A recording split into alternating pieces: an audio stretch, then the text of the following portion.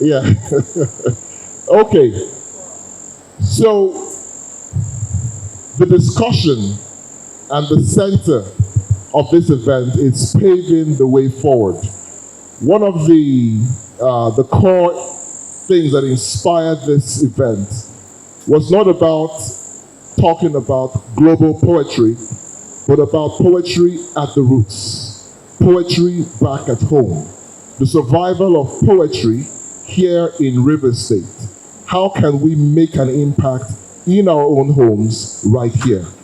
So we're talking about paving the way forward, because it is true that poetry has come a long way, but if it cannot be sustained, if others cannot pick up the beacon, cannot take on the baton, and continue to take it to newer places, greater heights, then the continuity of poetry comes into question. And so this event is, how can we institutionalize the existence of poetry as something which has newly emerged as a performance art, as a more popular form of literature? How can we make it stay and endure in the same way as we have music, in the same way as we have the novel, in the same way as we have television and other forms?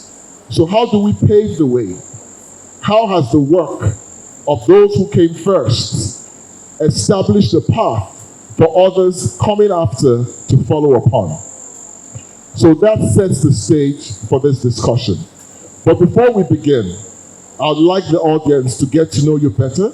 So very briefly, we can just take it turn after turn. You could introduce yourself very briefly to the audience.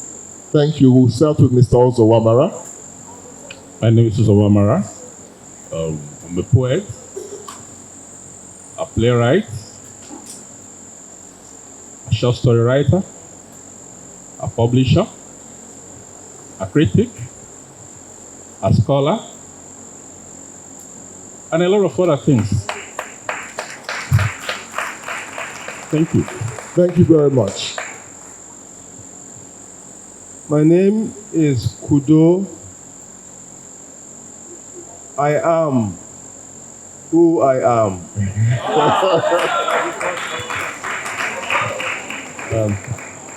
My name is Sage. I tell stories. My name is Emmanuel, and I'm a poet and cultural manager, basically. Thank you very much. Everyone is keeping it brief. Now, we want to give this a background, right? Many of us here, we're probably, maybe we've never published before. Maybe some of us have had first publications. Poetry doesn't make it out there in the way maybe novels do, but we're trying to see that it does. So we want to go back to the very beginning. You all had a beginning once, just as emerging poets are also trying to have a beginning. We want to know what it was like for you at your time when you started off. What was the terrain like? What were the structures in existence? Was there anything that gave you a prop? Or did you have to make things out from the scratch on your own? We'd just like to have a little background on each and every one of you on how you started off. Maybe it's something which those who are emerging, the young poets here, can relate with and pick up something to go with as they start their own journeys. Mr. Uzo Nwamara, please. Thank you. Let me begin this way. When Urus called me and we spoke about this event, and Alara saw the theme of this festival, I was enthused because something struck me. It says, what's the title again? Paving the way for the younger author, younger poets, the past, present, and the future. Something struck me. Is Urus thinking what I'm thinking? This observation I want to make may not go down well with our younger poets. there's a sense I get when I relate with them.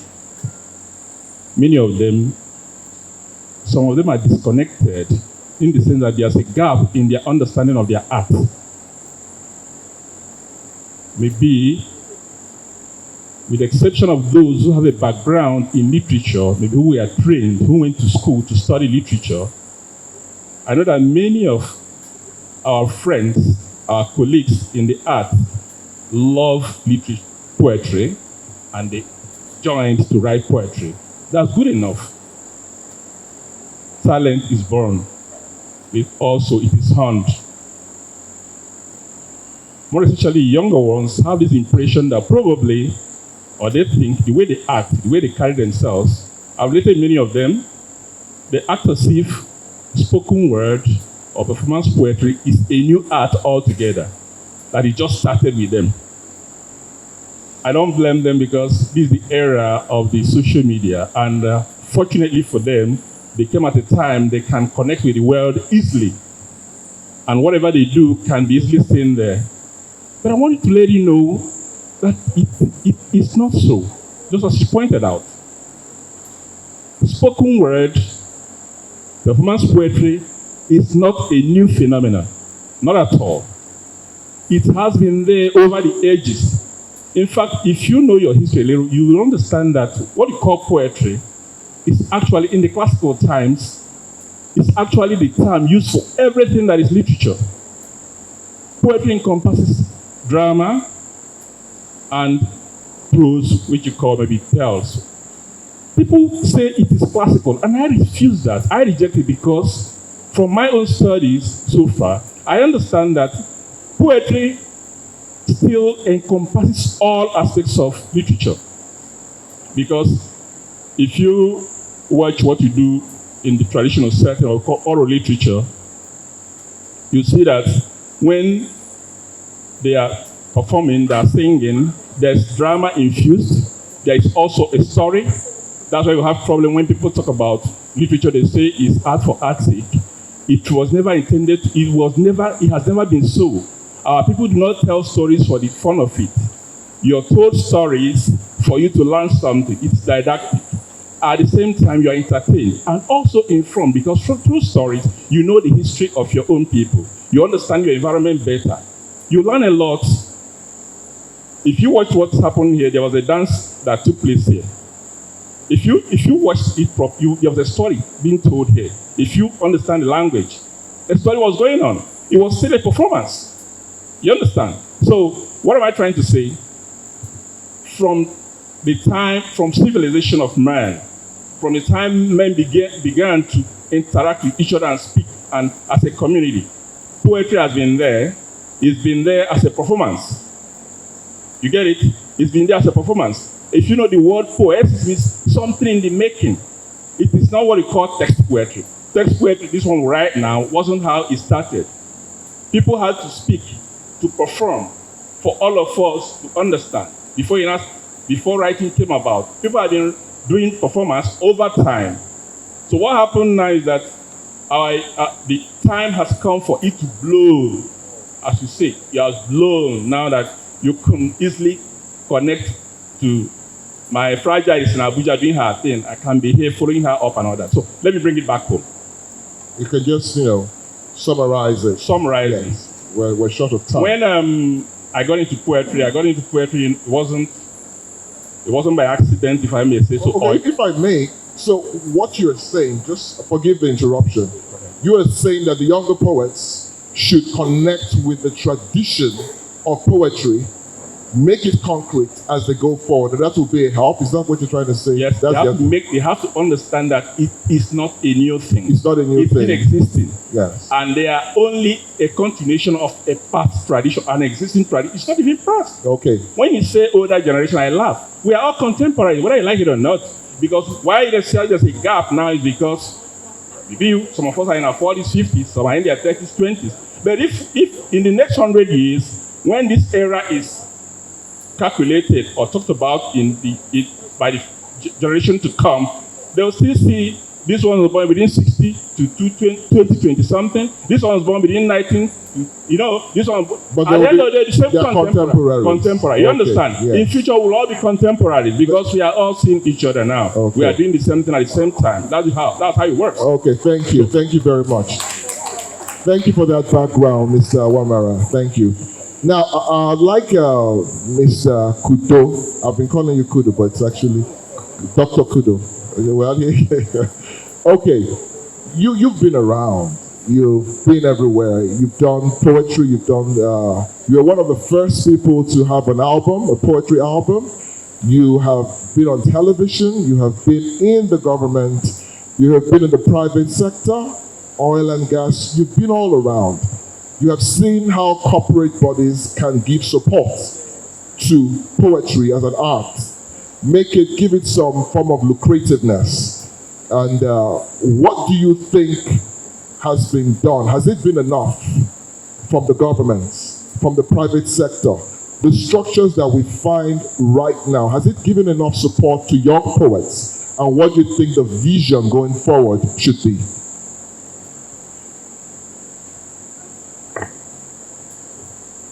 I would like to say this, and this is especially for the young ones.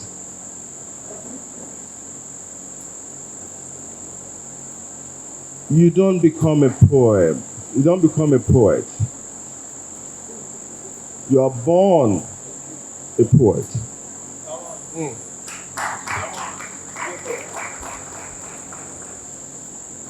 You must come to that acceptance that this is the burden with which you have come to this life with. It's either that or you're a pretender.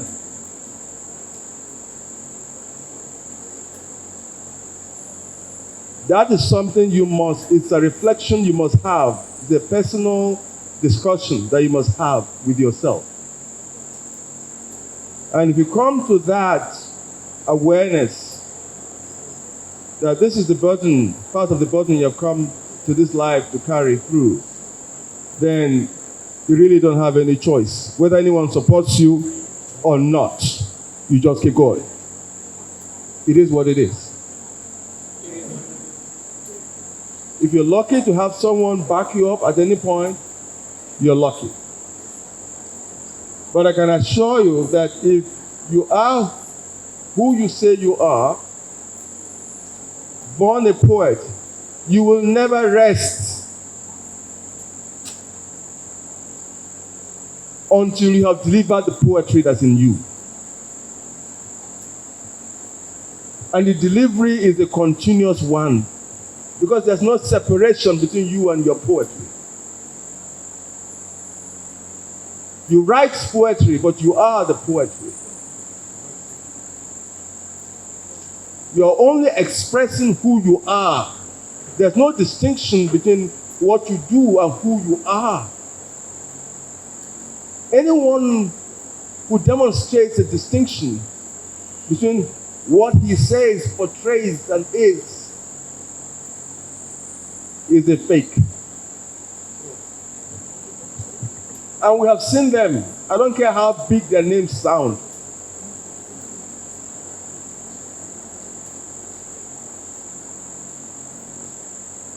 Poetry is your word.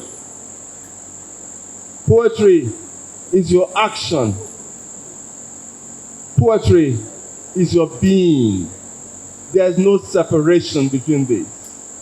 If you're authentic, we'll see it in the rhythm of your voice. We'll hear it in the rhythm of your voice.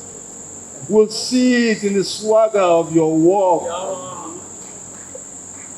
We'll see it in the cleanliness of your character. You cannot divorce yourself as a molecule from the river because you're part of the river. Wow. So, if you have been sentenced by God to poetry, that is your life. You can run, but you cannot hide. Thank you. Thank you. Okay. Okay, yes. Yeah, both of you can share this and then. Yeah, so Sage, what you have taken away from that, and I think what we've all taken away from that is whether there are structures or no structure, you, the poet, are the main structure. And every other thing is secondary. That's what I take away from that. And I guess that's how poetry has been in existence all this while, for thousands of years. Structure or no structure. But Sage, over to you. Now, I have known you, and I think others can say the same thing, to have been one of the first to have taken the brand of poetry to make it a brand that is, should I say, lucrative, to have touched something of profiteering. Something what? Yes. Bringing money, making it sellable. Yes. You know, which money? No, but I think you understand where I'm coming from. Yeah, yes. I know what you mean. Now, one of the concerns that poets have is that it doesn't reach out to people, maybe like a novel. Most poetry volumes end up on the bookshelves. Most of them are just closet collections. Most poets are just known within their immediate circle. There is hardly a poet today that has the same outreach as our novelists. Most publishers, we don't have them publishing poets with the same outreach. How can the poet take his poetry and make it a global brand? Make it profitable like the other genres of literature? Yeah, that those who practice other art like, prose and stuff, they may be better read by other people, they may have greater exposure. But please know that your generation will be defined by the works of the poets. Take it or leave it. It may appear that your work is subdued at this moment, but as time passes and people are looking for the kernel of the message, when they have solidity of all the jargon and all the profiteering and all the money making people out, they are going for the truth in its simplicity and elegance. That is when the poet works. Do not go to the all your rewards now, but know that the reward awaits you even long before. Posthumously. Thank you very much. So I'd like to start by saying that the book body is academic skilled poetry. The minute poetry, that's what came poetry. It's no different as taking rock music or some other kind of art form and then putting it in school and then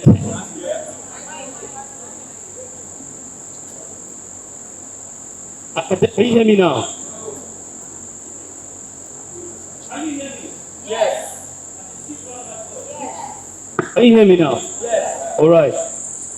So academic poetry, matter of fact, the minute they took the poetry and put it in school, they murdered it. When they tell you that how to write poetry, make it like this, make it like that, once they tell you that, and then they test you to it, they give you a test at age 5, age 7, it's dead. That's what happened to poetry. The reason why poetry became dead. Now, I have a book that I just finished putting out. It's titled Where Poems Go to Die. So I tell people that a book is a tomb for poems. Once you put a poem in a book, you kill it. Now, I started poetry by writing poetry. And I started publishing poetry like 1988 when I was working for a magazine. So I was publishing poetry every weekend. And when you put a poem in a book, you're lucky to have, if you sell a poetry book, you're lucky to sell 1,000 copies. But then, how poetry can survive, how poetry can become economically viable, I'm going to tell you a story first.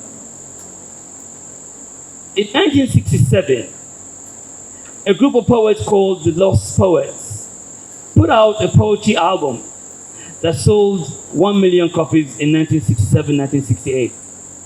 Now, these people were political poets. The poetry was centered around Black American civil rights. And all they did was everywhere Malcolm X was going to speak, they will be there to speak. And the poem, the CD, the album, the tape that they made began to sell. Their recordings were basically taping of their performance. That's what it was. Now, the only way poetry can survive is if you remove the limitation. When I started to do poetry, one of the things I hated was judging competitions. I'm thinking, I don't want to judge nobody. I want everybody to just come out and say stuff. Now, this doesn't mean that everything that you say is a poem. You know what I mean? But poetry has been overly limited a bit too much. Back in the day, the bards and the griots, they would sing the poems, they would speak the poems, they would go run from tavan to tavan, get drunk and play whatever instrument they're playing, and poetry will go on. And that's what poetry was. Poetry, as a matter of fact, is the first pop culture. Before there was pop music, there was popular pop. I need you to know. So, we have come full circle, where poetry was so important, lost its relevance, became like the least of it all. Now, how can you let poetry survive? Poetry, to be honest with you, is not designed to be in a book. Don't put it in a book. Poetry is designed to be on a stage. Poetry is designed to be in a tavern. Poetry is designed to be in a gathering like this. Poetry can do very well on television. Poetry does extremely well on television. How many people know that before there was MTV, there was Yo MTV Rap? Sorry, so you guys are young. Who knows Yo MTV Rap? Only you. And you, okay, only yours. So Yo MTV Rap came on air in late 80s, 88, 89. There was poetry on MTV in 1980. Before you and I knew MTV, MTV America had poetry on it. They were called the Beat Poets. Incredible stuff. Poetry has always been a powerful tool, but we forget what it was. We go to school and we accept the limitation of education. Sorry, your education is supposed to set us free, but poetry is not meant to be there. So whatever you study in poetry, come on. You have to take what you have learned, lose it. You have to lose it, and then now begin to recreate something new. You have to recreate something new. You know, this is, how many people know that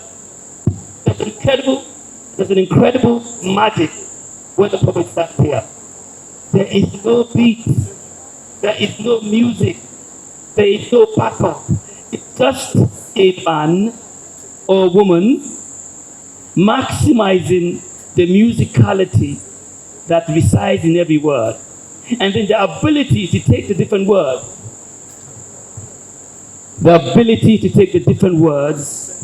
and marry the music in each word to form a note or a bar, and so that's the power of this art form.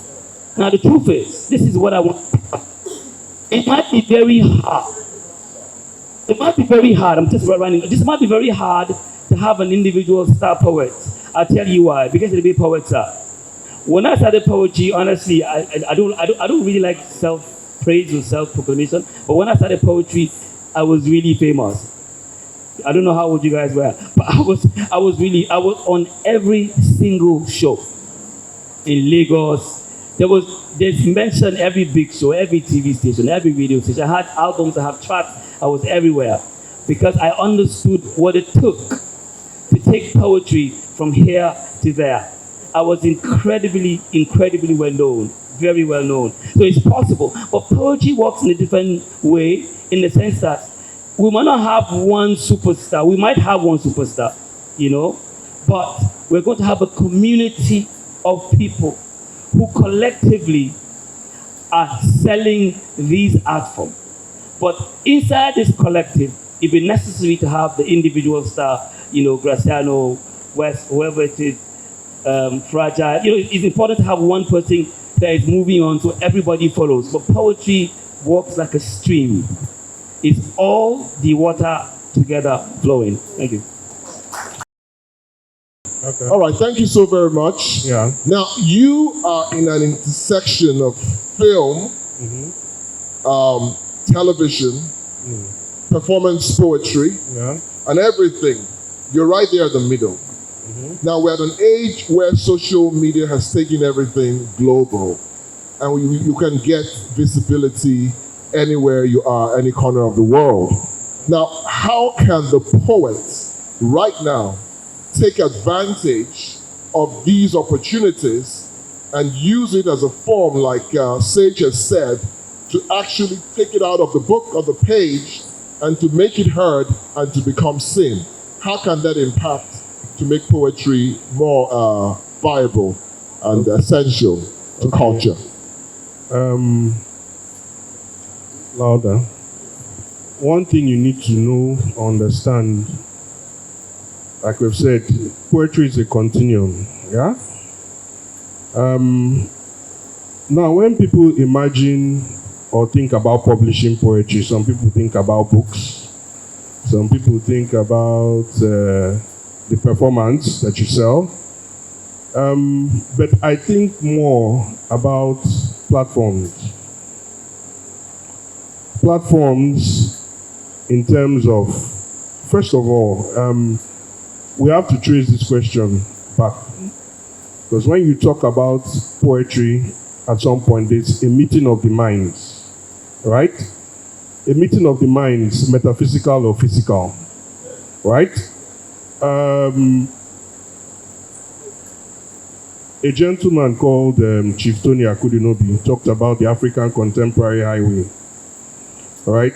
And I'll give you an example. Say the Negritude movement, okay, which started at some parts in France. There was a cafe that belonged to two sisters, the Nadal sisters, yeah? And in that cafe, people like Senghor will come, people like Langston Hughes will come, all right? People like Claude Mackay will come, and all these people are bouncing ideas off each other, some of which developed into major political movements in different places. Now, when you think about driving poetry forward, especially the young ones who are performance poets now, we are getting to an age where we are going to start having things like a poetry video, not like as where we have music videos. Those things have started already. But which platform will you use to project that? Sage talked about MTV. MTV is music, yeah? For lack of a better description, I like to call music the song word. Just like we say spoken words, because you think you are speaking. So music is still poetry. But can we have platforms like Poetry TV as well, where it's solely poetry, different events of poetry, and all those things, you know, you create a marketing situation where they are sold. Now, another thing is, most times people think poetry must be published in a book. I can publish poetry in a t-shirt, on t-shirts, and sell. Yeah? It's I don't know how to put it now, call it the brand or whatever, but that's the point of view it's getting to, you know. Then also, when you talk about meeting of the minds, I know for us here in River State, in Port Harcourt, I don't know, we've had some poetry groups here, there, we've had some literary societies here, there, but we need more, what they call it now, cultural hubs, places where poets, meeting of the minds. Remember, I told you about the Nadal sisters in France.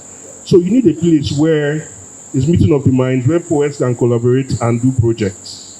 Yeah? It could be spoken word albums, it could be books, you know, it could be planning festivals, but safe spaces where poets can meet and think through ideas and, you know, push the boundaries forward. I think that's what we need regarding that context. Thank you. Thank you very much. Now, 2 minutes each, 3 minutes each, let's go. Uzo Nwamara. Thank you. Quickly, what you just said now had been started. When I was the chairman of ANA, we made a lot of moves. It's unfortunate that we are in an environment that has been adverse to literature for the past 8 years plus. When Amechi was alive here as governor of Rivers State, the idea of Port Harcourt Book Center had this in mind. If you know that place has been reduced almost to half. There's a residence building there are hostels, there are a lot of things we have planned to be there, but along the line, those things died. What am I trying to say? In civilized climes, traditionally, poetry has been sustained by the court. You know, you have court poetry. You have the court jester and other. These are guys that work for the over time. Poetry is not something you just do on your and make money before. You understand? You are sustained. So what do? We need to get in touch with those in government, just as they set a fund for Nollywood the other time. Jonathan gave it about 250 million thereabout. There was a time Jonathan gave the money Nollywood. We need something like that, a fund that can be put aside for those in literature, in the creative industry. You can now split it. Those who are when you talk about poetry as removed from other art, you're making a great mistake because they are all fused. They are fused. If you have a fund for creatives, the poets can go there pool. The artists can go there and pool. The story writers can go there and pool. So there's not like a different fund for poetry if we are dealing with the institutionalization. Except people like LNG will say, okay, we now want to support only poetry. Maybe a bank says, I want to go for drama. It doesn't work that way. But if people are asked together as one and pull out an institutionalized fund, everybody can go there and pick up something and sustain his or her art. Thank you.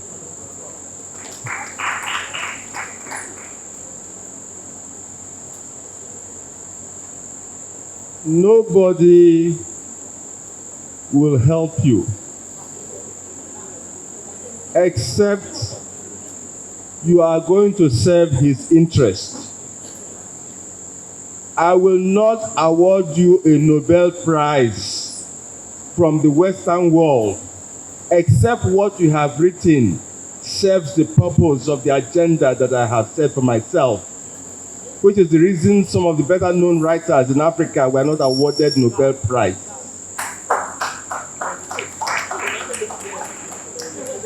So let us be realistic. People will serve only their own agenda and interests. You don't expect a criminal to sponsor truth.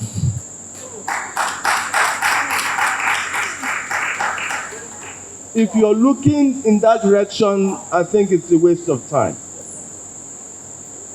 There's a reason why Nigeria LNG today is said to be for supporting the arts.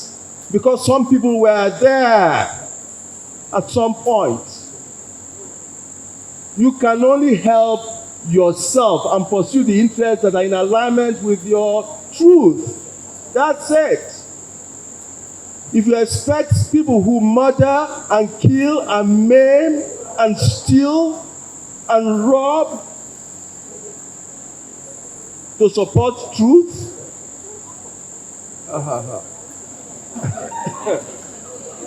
you have to think again, no? We must come together in solidarity. We are a community. We must depend on one another. We must pull on our own resources. We are our own country of creative people. Only we can support what we do. Other people will not even listen. But the thing is, if you find yourself in a situation where you can be of help to the clan, please be of help to the clan. Because nobody else will do it if we don't do it. And I can promise you that tomorrow, some of you are going to be in places where you can be of great help to this community.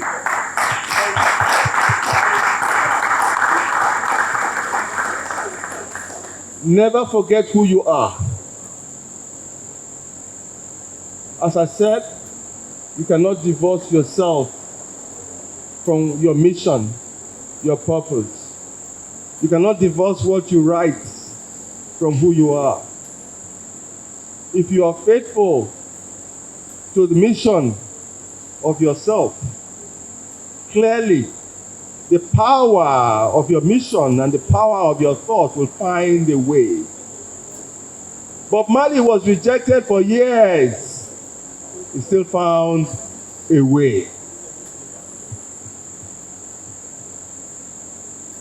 People may not believe in what you say or how you say it, but the power in your truth will never be ignored.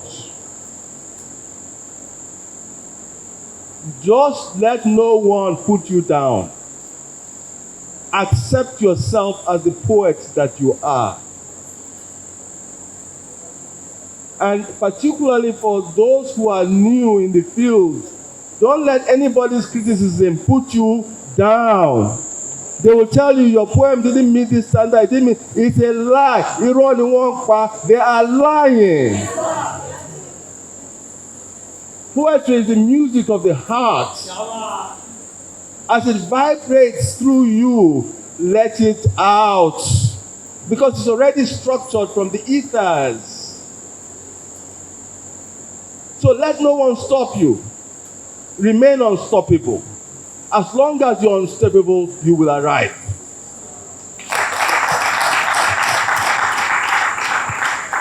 Okay, real quick, I want to touch on the paving the way. I don't think we mentioned that paving the way. So this is what I noticed about Gen Z. These guys don't care about anybody. Continue like that. Nobody is going to pave the way. You have to pave your own way. That's what this generation has.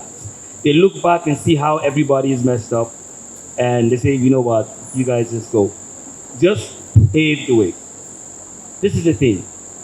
I am still being inspired by poets that sang in 1967. You guys have to find a new way to do the same poetry, because I tell you this, if you listen to my poetry and listen to Graciano's and listen to the Lost Poet, and listen to everybody going all the way back, it's almost the same thing. So for 60 years, the style still remains. Find a new way of doing this thing. I'll tell you this also. I have seen the very old poets, some 80-year-old poets, do poetry different from how we are doing it and do it better, but they're not popular. The ones that are popular are the ones who do it the way we do it. Look for those people, find a new way, and pave your own way.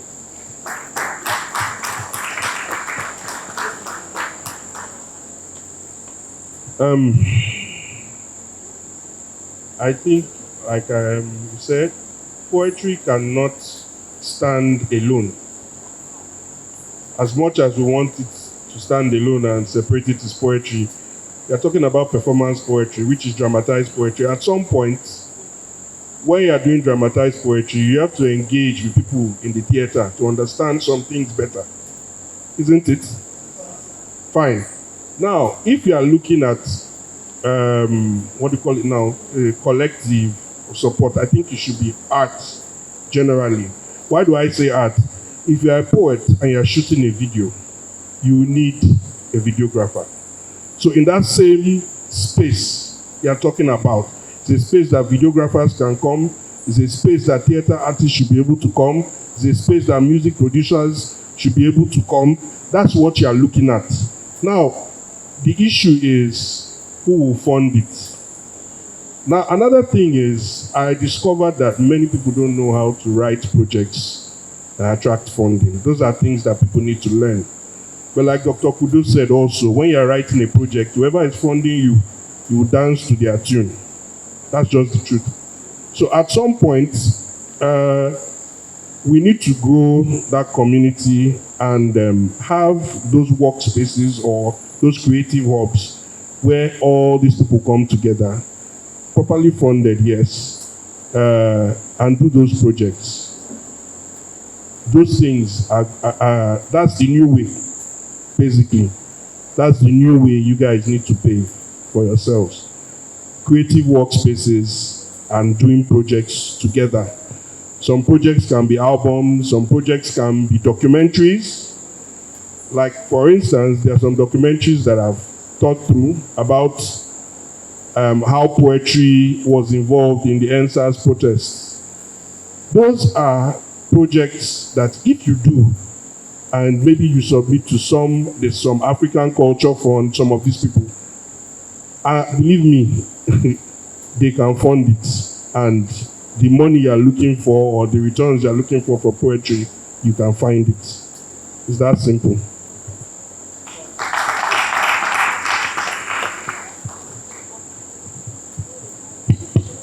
Put your hands once again together for them. Wisdom, words of encouragement, words of direction, light, enlightenment being given here for us to go forward with us. But I think at the end of everything, what I think we take away is that you, the poet, you are the way forward. You, the young generation, you are the structure around which everything has to be built. What you are looking for, you already carry it within you. Invest in yourself, and you will seek and get all the attention that you need. One more thing, sorry, it just occurred to me, because when you are doing all that, what people have become, filmmaker, poet, whatever, is a critical mass. It's easier for you to get funding when your project is also employing many other people. That's just what I wanted to add. So that funding you're looking for, okay, how many people are you employing, who is benefiting, not just yourself, which makes you guys a collective. You understand? So it's easier to get funding that way. Thank you. Okay, one last thing, please. Please, one other small thing I forgot to add, please. As he just said, you are the future, you are the now. Learn to work together. Learn to work together. I know that in Port Harcourt there are many poetry clubs and all that. When these people are having their own thing, they have it in their own hub. The other people are having there's no collaboration. Learn to collaborate. You don't know it all. I learn every day, even from the younger ones. I've been writing poetry for the past 39 years from secondary school, but I'm still learning every day. So please, learn how to work with each other. There's no truth in the statement that everything that you write is poetry. It's not true. Let those who know poetry tell you what poetry is. It is not true that everything can sell. Some performances that went, you see some places, those things are not poetry. Some people are telling stories. Yes, there's a narrative poem, but when you want to tell story, tell story. When you want to write poetry. That's the truth about it. Thank you very much. Thank you very much. Put your hands together once again for them. What a privilege. Very memorable. Thank you so very much. Once again, Mr. Uzo Nwamara, thank you very much. Okay, we're not yet done. Just one little thing. I think that the most important group here is not this group here. And indeed, you've asked questions. But I would have thought that you would have given an opportunity to the young ones who are actually actively in the field to ask if there is anyone or any question or anything that they can get, because you never know, the issues are specific and particular, you know. So that's what I would have thought, okay? But, you know, I may be wrong. You're absolutely right, and we would like this to happen.